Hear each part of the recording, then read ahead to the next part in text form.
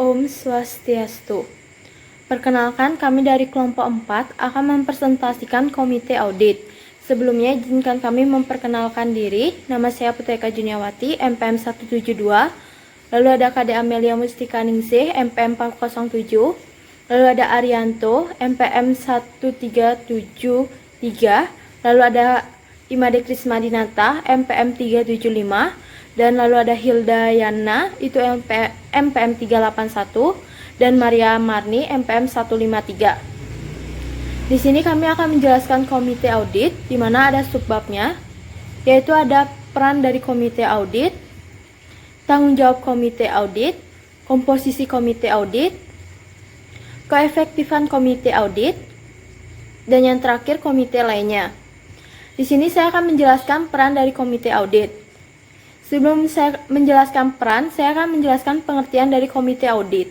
Komite audit adalah pelaksanaan tugas dan fungsi jajaran direksi dalam pengelolaan perusahaan tercatat, yaitu dengan melakukan pengecekan, pemeriksaan, dan penelitian. Sedangkan menurut Manu Putih, komite audit juga disebut sebagai perpanjangan tangan dari Dewan Komisaris yang bertugas menjalankan fungsi pengawasan terhadap direksi.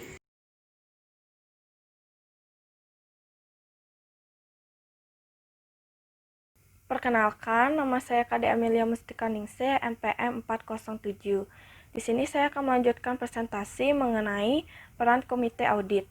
Yang pertama itu ada peran komite audit terhadap ARM atau Enterprise Risk Management. Komite audit memiliki peran yang cukup besar, salah satunya dalam penerapan Enterprise Risk Management.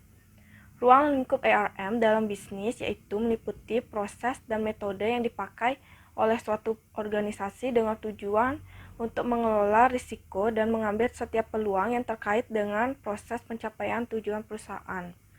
ARM menyediakan rencana dan kerangka kerja untuk risk management yang di dalamnya terkandung tugas dan tanggung jawab komite audit, seperti melakukan identifikasi terhadap peristiwa tertentu atau suatu keadaan yang memiliki dampak pada proses pencapaian tujuan perusahaan atau risk and opportunity.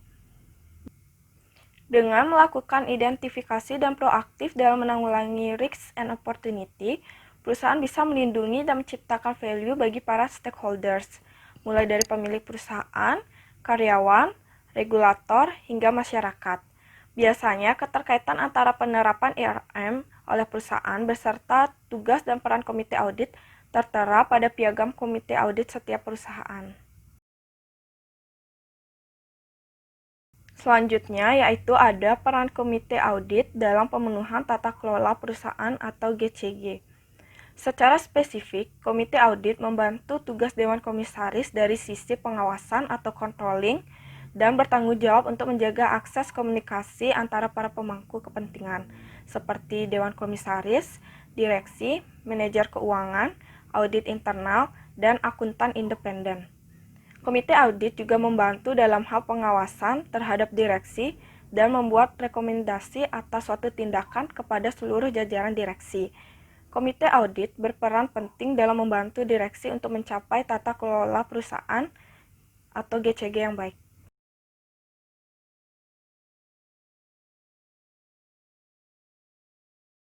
Perkenalkan, nama saya Arianto Mune, NPM 1733121373. Saya akan melanjutkan presentasi tanggung jawab komite audit. Yang pertama, melakukan penilaian atas informasi keuangan yang akan dikeluarkan emiten atau perusahaan publik kepada publik dan atau pihak otoritas, antara lain laporan keuangan, proyeksi, dan laporan lainnya terkait dengan informasi keuangan emiten atau perusahaan publik. Yang kedua, melakukan penilaian atas ketaatan terhadap peraturan perundang-undangan yang berhubungan dengan kegiatan emiten atau perusahaan publik. Yang ketiga, memberikan pendapatan independen dalam hal terjadi perbedaan pendapat antara manajemen dan akuntan atas jasa yang diberikan. Yang keempat, memberikan rekomendasi kepada Dewan Komisaris mengenai penunjukan akuntan yang didasarkan pada independensi, ruang lingkup, penugasan, dan imbalan jasa. Yang kelima, melakukan penilaian atas pelaksanaan pemeriksaan oleh auditor internal dan mengawasi pelaksanaan tindak lanjut oleh direksi atas temuan auditor internal. Yang keenam, melakukan penilaian terhadap aktivitas pelaksanaan manajemen risiko yang dilakukan oleh direksi. Jika emiten atau perusahaan publik tidak memiliki fungsi pemantau risiko di bawah Dewan Komisaris. Yang ketujuh, menilai pengaduan yang berkaitan dengan proses akuntansi dan pelaporan keuangan emiten atau perusahaan publik.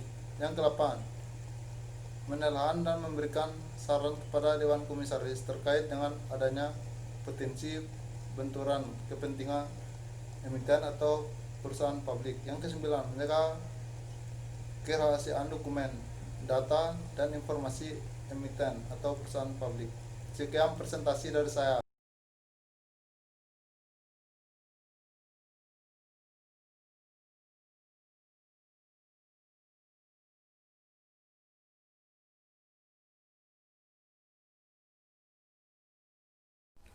Perkenalkan, nama saya Imade Krisnadinata, NPM 1733121375. Di sini saya akan menjelaskan wewenang Komite Audit. Yang pertama, mengakses dokumen, data, dan informasi emiten atau perusahaan publik tentang karyawan, dana, aset, dan sumber daya perusahaan yang diperlukan. Yang kedua, mengakses dokumen, data, dan informasi emiten atau perusahaan publik tentang karyawan, dana, aset, dan sumber daya perusahaan yang diperlukan.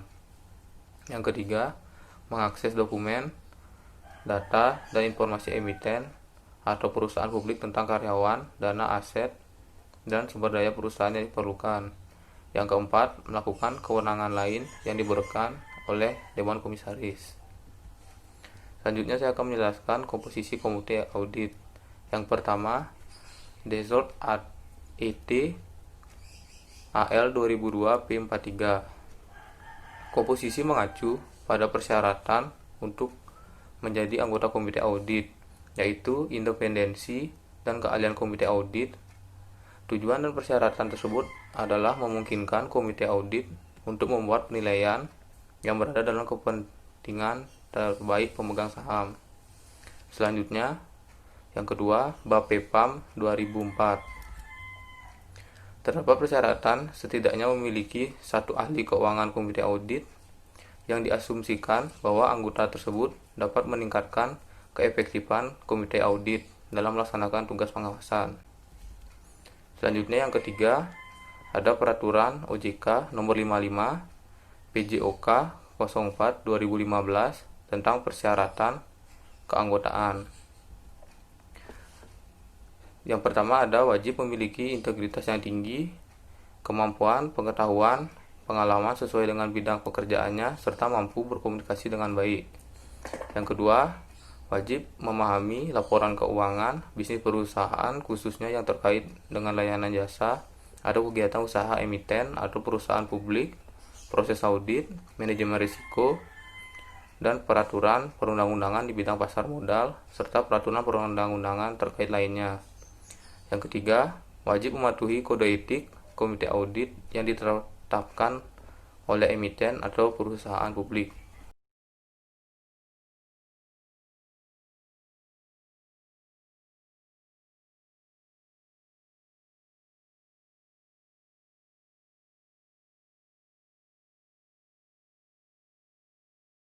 Perkenalkan, nama saya Maria Marni, NPM 1733121153.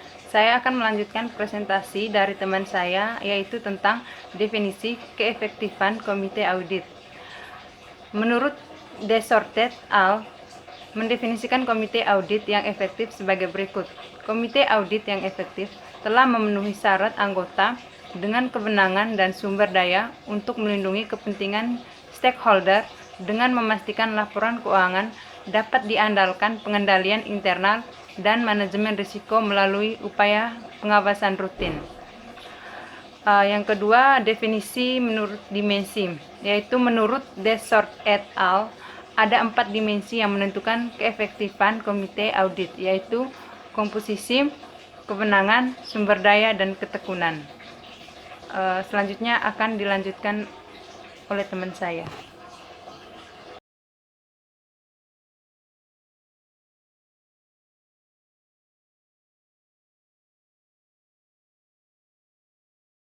Perkenalkan, nama saya Hilda Syanipar, NPM 1733121381.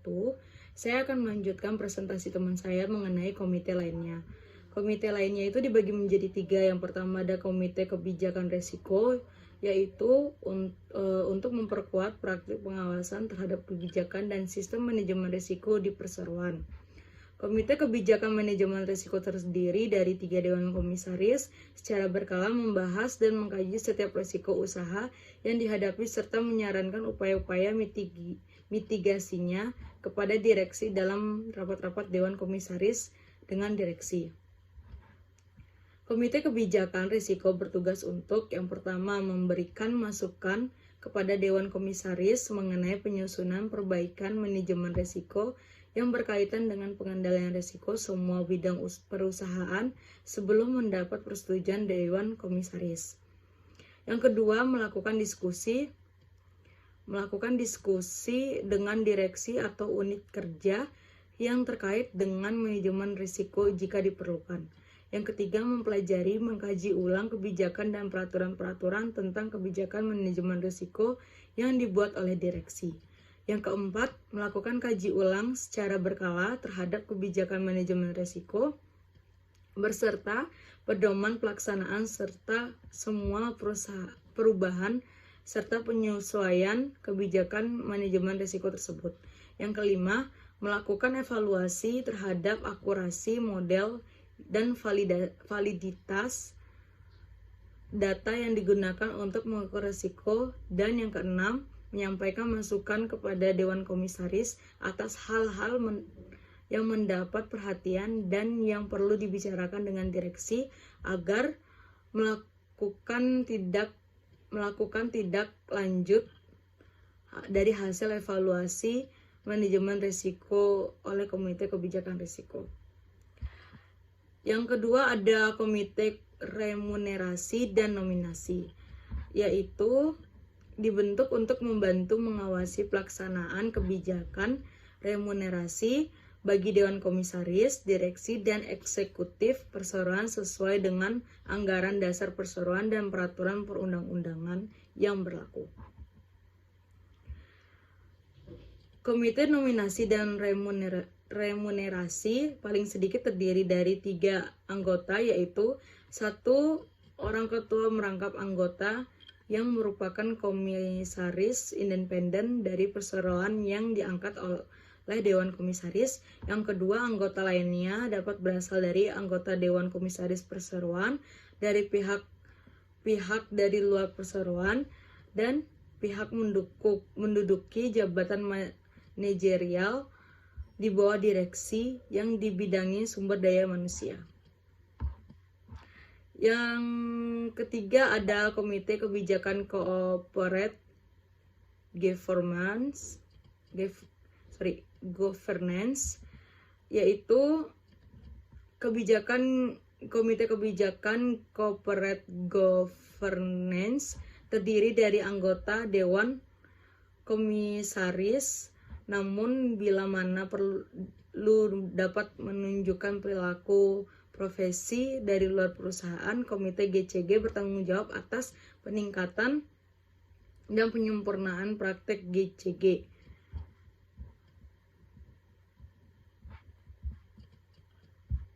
Adapun tugas dan tanggung jawab Komite GCG adalah sebagai berikut. Yang pertama, mengevaluasi implementasi GCG di lingkungan perseroan. Yang kedua, memberikan rekomendasi mengenai penyempurnaan dan kelengkapan GCG dalam perseroan. Yang ketiga, memastikan kebijakan yang berlaku dalam perseroan telah sesuai dengan budaya etika nilai perseroan dan sesuai dengan asas GCG. Yang terakhir, melaksanakan tugas lain yang diberikan oleh Dewan Komisaris terkait dengan pengembangan dan penerapan GCG. Sekian presentasi dari kelompok kami. Apabila ada salah kata dalam pengucapan, kami meminta maaf. Akhir kata kami ucapkan terima kasih.